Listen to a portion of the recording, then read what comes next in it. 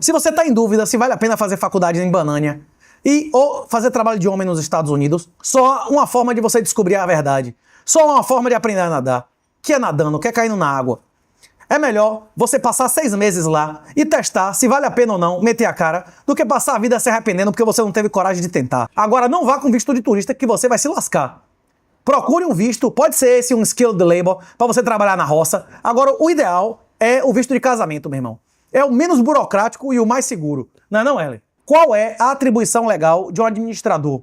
Nenhuma. Qual é a atribuição legal de um economista? Um médico pode abrir barriga e prescrever medicamentos. Um engenheiro pode assinar e executar obras. O que um economista e um administrador pode fazer que ninguém mais pode fazer? Não sei.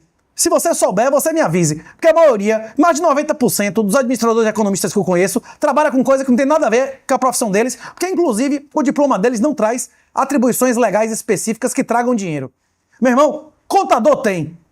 Contador vagabundo, contador bêbado, pior contador do mundo, a assinatura dele ainda vale dinheiro. E as habilidades que ele desenvolveu, se ele tiver a mínima capacidade de fazer uma declaração, de assinar uma contabilidade de uma micro e pequena empresa, ele nunca vai passar fome. Em todos os níveis, do baixo ao alto. Eu nunca vi um contador que tenha as faculdades mentais em dia desempregado. Muito melhor do que fazer administração e economia é fazer uma faculdade de contabilidade. Isso se aplica ao Brasil e ao exterior. Bom dia. Tenho 26 anos e aos 19 entreguei a minha honra, lá ela, como chamamos a virgindade no interior de Pernambuco, a um homem 26 anos mais velho. Na época, tanto eu quanto meus pais acreditávamos que ele cuidaria de mim e me proporcionaria um lar seguro. Se isso fosse verdade, ele casaria antes de te comer. No entanto, apesar do consentimento de meus pais, a relação evoluiu para abusos físicos e psicológicos, o que me levou a retornar para a casa deles. Você casou na igreja ou você foi só concubina dele? Isso é uma coisa muito relevante que não foi mencionada aqui. Venho de uma família muito católica, procuro seguir os ensinamentos de Deus e aceito que Jesus é nosso Senhor e Salvador, o que torna toda essa situação ainda mais delicada para mim do ponto de vista moral e emocional. Com vergonha da situação e por vir de uma família humilde, senti-me na obrigação de assumir responsabilidades financeiras dentro de casa. Com esforço, me formei em engenharia de produção. Meus parabéns, Wesley também. Conquistei estabilidade profissional e hoje tenho como objetivo, até 2028, sair do Brasil junto com meus pais. Meus parabéns. Recentemente, surgiu a oportunidade de eu ter um filho, contando com o apoio deles na criação. No entanto, não vejo, de forma realista, a possibilidade de encontrar alguém para casar e construir a família comigo, considerando a minha idade e o fato de eu não ser virgem. Diante desse contexto, qual seria a melhor opção para mim? Estabelecer um contrato de coparentalidade com alguém decente, ou optar por inseminação artificial, ou seguir pelo caminho da adoção. Além disso, gostaria de uma análise honesta e realista sobre a possibilidade de eu, nas minhas condições atuais, ainda encontrar alguém disposto a construir um relacionamento sólido, cuidar de mim e formar uma família. O caminho da adoção depende de uma vocação e de um chamado especial. Você tem sobrinhos? Se sua irmã ou seu irmão morresse, você não criaria o seu sobrinho alegremente? Pois é, esse é um gatilho que determina a vocação, sim ou não, para a adoção, como aconteceu com João e Nossa Senhora. 3 coisas que eu precisava saber aqui. Primeiro, você foi concubina dele ou você casou com ele? Número 2, esse homem adquiriu segundas núpcias, ele tem uma concubina, ele tem uma família estruturada. Se ele nunca teve filhos esperando você, ele é digno de não ser, pode não coabitar com você, mas que seu filho que saia do seu ventre seja dele.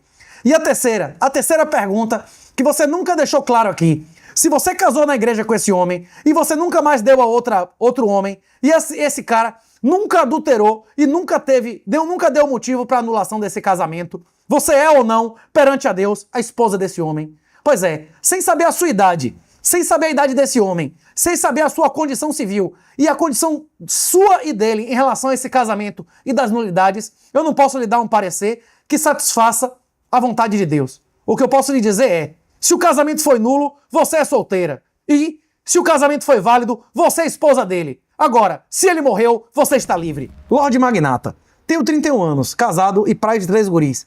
Meus parabéns. São como flechas em seu alforje, garanhão. Conheci minha esposa quando ainda éramos crianças, na igreja. Começamos a namorar na adolescência e nos casamos virgens. Eu fui o único homem dela e ela a minha única mulher. Grande honra. Nossas famílias também são cristãs. E o trisavô dela foi o responsável pelo evangelho do meu avô. Caralho, que honra, que história muito bonita, velho. Trabalhei e estudei muito entre meus 20 e 30 anos.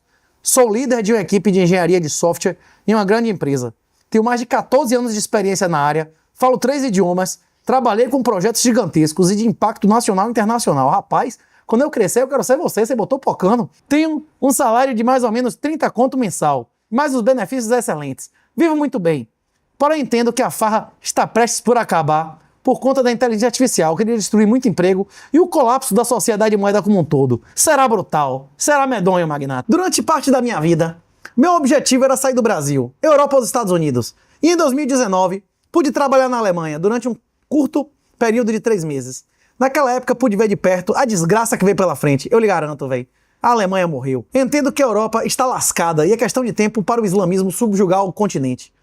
Nos Estados Unidos também ficou difícil. As Big Techs não dão mais home office e a maioria fica em cidades malditas. É verdade. Nova York e Califórnia são lugares satânicos. Sou cristão presbiteriano. Mas, fucker, nós somos presbiterianos. Lembra de Cacete e Planeta? E cada vez mais sinto em meu coração. Inclusive eu lembrava de Fucker and Sucker em várias passagens da polícia.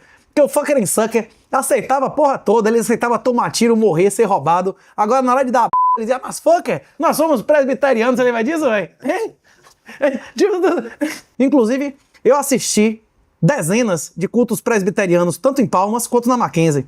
E cada vez mais sinto em meu coração o desejo de seguir o exemplo dos puritanos, vender todos os meus bens e sair para a nova terra junto de pessoas de pensamento e compromisso semelhante e formar uma nova sociedade de alto rigor moral. Pois é, a Bíblia repete dezenas de vezes o tema da fuga pela libertação, que é o que nós celebramos na Páscoa. Ter uma propriedade rural grande, plantar minha comida, tratar minha água, gerar minha energia, homeschooling, etc. Você não precisa ter uma propriedade rural grande para viver em volta de pessoas que têm os seus valores. Você, fazendo o que você faz, sendo professor universitário e programador, você já gera dezenas de vezes mais valor do que qualquer trabalhador rural. Sem desvalorizar o trabalhador rural, mas você sabe que você pode automatizar o trabalho de centenas deles. E o seu é bem mais difícil. Rapaz, você não precisa se afastar da cidade para viver em uma sociedade com valores semelhantes aos seus. O nome disso é igreja. Inclusive, aqui no Paraguai, em diversas cidades, existe uma casta da sociedade, que são os menonitas, que só casam e se relacionam entre si e estão presentes na maioria das cidades. E nem por isso eles se misturam, até mesmo em onde eles moram, com o resto dessa população. Enfim, buscar algo sustentável para viver uma vida simples. Considerando os prós e contras, que lugar entende ser uma boa terra para uma nova sociedade puritana do século XXI? O que acha das zonas rurais da Flórida e Texas? E o que acha de zonas rurais do interior de São Paulo e Santa Catarina? Mayflower, minha honra. Rapaz, eu tive experiências morando alguns meses, tanto na Flórida quanto no Texas. E eu posso lhe garantir, em ambos os lugares, você vai encontrar comunidade de pessoas com valores muito próximos aos seus, mesmo sem ir áreas rurais. Os dois lugares são maravilhosos. Agora, se você quer fazer uma escolha dessa, se você planeja de verdade tirar a sua família do Brasil, é um processo de anos. Pense sinceramente em fazer diversas viagens com sua família, procurando as pessoas da sua denominação em cada um desses lugares. E eu repito o que eu falei na primeira pergunta. Suor e óleo economizam sangue e lágrimas. Quanto mais preparação, é menos risco e menos chance de arrependimento. Se prepare sua mulher e seus filhos, física, intelectual e espiritualmente para essa missão. E antes de se mudar de verdade, legal, já que você é um cara de alta capacidade financeira, pesquise. E a melhor forma de pesquisar é ir pessoalmente nesses lugares e frequentar os cultos da sua denominação em cada um desses lugares. Não vá enquanto a sua mulher, os seus filhos não tenham amigos locais. Não se identifiquem com o lugar. O lugar onde você vai morar é a segunda maior decisão da sua vida em relação à sua riqueza e felicidade. A primeira é com quem você casa. Um abraço, minha honra e boa sorte, professor. Você é o cara.